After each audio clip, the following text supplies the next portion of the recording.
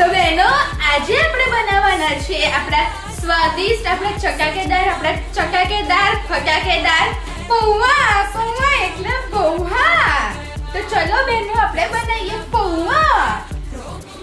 તો બહેનો હવે આપણે આપણા પૌવાને નવડાવી દઈશું। બહેનો હવે આપણે આપણા પૌવાને જે આપણે નવડાયા હતા એમને આપણે રૂમાલ વગર અને હેર ડ્રાયર વગર સૂકવી દીધા છે।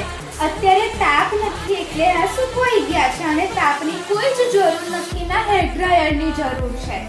તો બહેનો હવે આપણે સમારી લીધા છે આપણા ટામેટા, કોબીજ અને કેપ્સિકમ અને આ છે આપણા વટાણા સિંગદાણા અને આ છે આપણી મરચાની પેસ્ટ અને આ જે તમને દેખાય છે આ બે ભઈઓ એ છે આપણા લવિંગ અને તજ।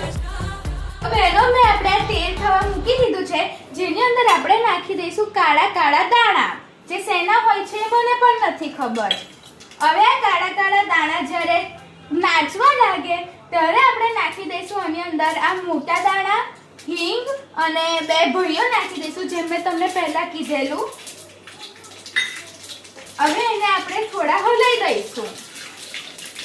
તો બહેનો જ્યારે બધા એક સાથે નાચવા લાગે ત્યારે આપણે નાખી દઈશું આપણું ધોળી કોબીજ।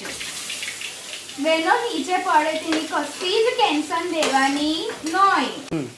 તો બહેનો જ્યારે આ કોબીજ આપણી અકરાઈને આપણી ઉપર લાલ થવા માંડે, આવી રીતે સેજ લાલ થતી જાય આપણી ઉપર, એને વધારે પડતો ગુસ્સો ના આવે એના પછી આપણે નાખી દઈશું આની અંદર આપણા વધારે પડતા લાલ પડેલા ટામેટા। તો બહેનો હવે આ બંનેને એટલું ના લાગે તો આપણે ત્રીજા ભાઈને પણ અંદર નાખી દેવાનો। બહેનો બહુ ટેન્શન નહીં લેવાનું, ખાવાનું બનાવતા નીચે પડતું રહે પણ આપણે છેલ્લે તો ખાવાનું